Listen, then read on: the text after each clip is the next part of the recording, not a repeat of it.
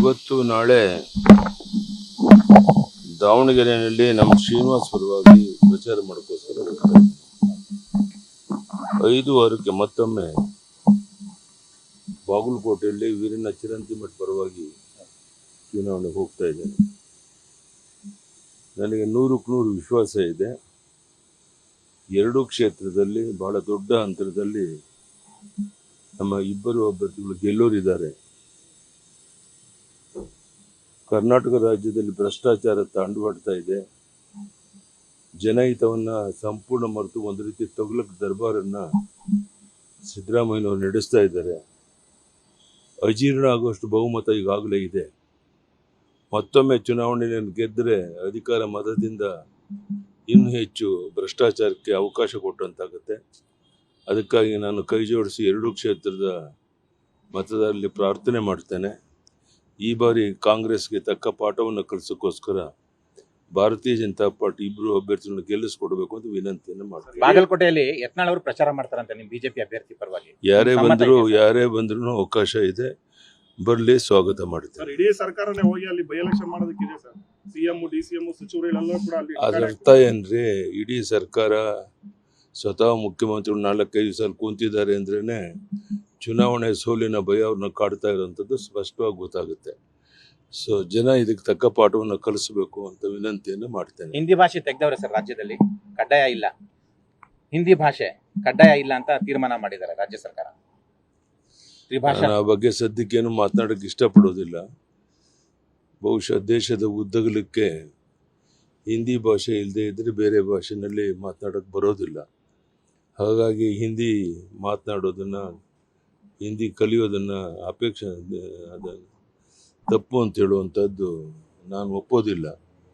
ಆದರೆ ಕೆಲವರು ತಮ್ಮದೇ ಆದಂಥ ಮಾತುಗಳನ್ನು ಮಾತಾಡ್ತಾರೆ. ಇದು ಕನ್ನಡಕ್ಕೆ ಮಾಡೋ ದ್ರೋಹ ಅಲ್ಲ. ನಾನು ಅತ್ಯಂತ ವಿನಯದಿಂದ ಕನ್ನಡಿಗರಲ್ಲಿ ವಿನಂತಿ ಮಾಡ್ತೇನೆ, ಹಿಂದಿ ಭಾಷೆ ಕಲಿಯೋದ್ರಿಂದ ಕನ್ನಡಕ್ಕೇನು ಆಘಾತ ಆಗೋದಿಲ್ಲ.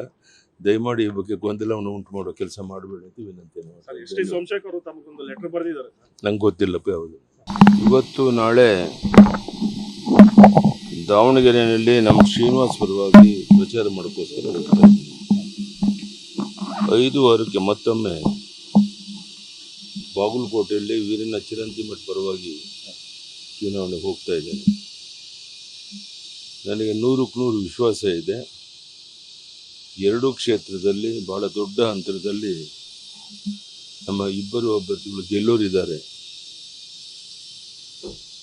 ಕರ್ನಾಟಕ ರಾಜ್ಯದಲ್ಲಿ ಭ್ರಷ್ಟಾಚಾರ ತಾಂಡವಾಡ್ತಾ ಇದೆ.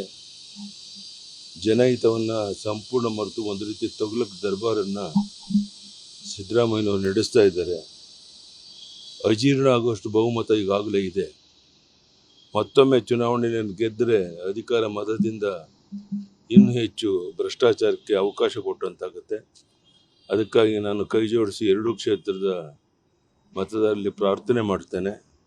ಈ ಬಾರಿ ಕಾಂಗ್ರೆಸ್ಗೆ ತಕ್ಕ ಪಾಠವನ್ನು ಕಲಿಸೋಕ್ಕೋಸ್ಕರ ಭಾರತೀಯ ಜನತಾ ಪಾರ್ಟಿ ಇಬ್ಬರು ಅಭ್ಯರ್ಥಿಗಳನ್ನು ಗೆಲ್ಲಿಸ್ಕೊಡ್ಬೇಕು ಅಂತ ವಿನಂತಿಯನ್ನು ಮಾಡ್ತೀನಿ. ಬಾಗಲಕೋಟೆಯಲ್ಲಿ ಯತ್ನಾಳ್ ಅವರು ಪ್ರಚಾರ ಮಾಡ್ತಾರಂತೆ ನಿಮ್ಮ ಬಿಜೆಪಿ ಅಭ್ಯರ್ಥಿ ಪರವಾಗಿ. ಯಾರೇ ಬಂದ್ರು ಅವಕಾಶ ಇದೆ, ಬರ್ಲಿ, ಸ್ವಾಗತ ಮಾಡ್ತಾರೆ. ಇಡೀ ಸರ್ಕಾರನೇ ಹೋಗಿ ಅಲ್ಲಿ ಬೈ ಎಲೆಕ್ಷನ್ ಮಾಡೋದಕ್ಕಿದೆ ಸರ್.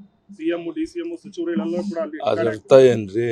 ಇಡೀ ಸರ್ಕಾರ ಸ್ವತಃ ಮುಖ್ಯಮಂತ್ರಿಗಳು 4-5 ಸಲ ಕೂತಿದ್ದಾರೆ ಅಂದ್ರೇನೆ ಚುನಾವಣೆ ಸೋಲಿನ ಭಯ ಅವ್ರನ್ನ ಕಾಡ್ತಾ ಇರೋಂಥದ್ದು ಸ್ಪಷ್ಟವಾಗಿ ಗೊತ್ತಾಗುತ್ತೆ. ಸೊ ಜನ ಇದಕ್ಕೆ ತಕ್ಕ ಪಾಠವನ್ನು ಕಲಿಸಬೇಕು ಅಂತ ವಿನಂತಿಯನ್ನು ಮಾಡ್ತೇನೆ. ಹಿಂದಿ ಭಾಷೆ ತೆಗೆದವ್ರೆ ಸರ್, ರಾಜ್ಯದಲ್ಲಿ ಕಡ್ಡಾಯ ಇಲ್ಲ, ಹಿಂದಿ ಭಾಷೆ ಕಡ್ಡಾಯ ಇಲ್ಲ ಅಂತ ತೀರ್ಮಾನ ಮಾಡಿದ್ದಾರೆ ರಾಜ್ಯ ಸರ್ಕಾರ. ನಾನು ಆ ಬಗ್ಗೆ ಸದ್ಯಕ್ಕೇನು ಮಾತನಾಡಕ್ಕೆ ಇಷ್ಟಪಡೋದಿಲ್ಲ. ಬಹುಶಃ ದೇಶದ ಉದ್ದಗಲಕ್ಕೆ ಹಿಂದಿ ಭಾಷೆ ಇಲ್ಲದೆ ಇದ್ರೆ ಬೇರೆ ಭಾಷೆನಲ್ಲಿ ಮಾತನಾಡಕ್ಕೆ ಬರೋದಿಲ್ಲ. ಹಾಗಾಗಿ ಹಿಂದಿ ಮಾತನಾಡೋದನ್ನು, ಹಿಂದಿ ಕಲಿಯೋದನ್ನು ಅದನ್ನು ತಪ್ಪು ಅಂತ ಹೇಳುವಂಥದ್ದು ನಾನು ಒಪ್ಪೋದಿಲ್ಲ. ಆದರೆ ಕೆಲವರು ತಮ್ಮದೇ ಆದಂಥ ಮಾತುಗಳನ್ನು ಮಾತಾಡ್ತಾರೆ. ಇದು ಕನ್ನಡಕ್ಕೆ ಮಾಡೋ ದ್ರೋಹ ಅಲ್ಲ. ನಾನು ಅತ್ಯಂತ ವಿನಯದಿಂದ ಕನ್ನಡಿಗರಲ್ಲಿ ವಿನಂತಿ ಮಾಡ್ತೇನೆ, ಹಿಂದಿ ಭಾಷೆ ಕಲಿಯೋದ್ರಿಂದ ಕನ್ನಡಕ್ಕೇನು ಆಘಾತ ಆಗೋದಿಲ್ಲ. ದಯಮಾಡಿ ಈ ಬಗ್ಗೆ ಗೊಂದಲವನ್ನು ಉಂಟು ಮಾಡೋ ಕೆಲಸ ಮಾಡಬೇಡಿ ಅಂತ ವಿನಂತಿಯನ್ನು ಮಾಡ್ತೀನಿ. ನಂಗೆ ಗೊತ್ತಿಲ್ಲಪ್ಪ ಯಾವುದು.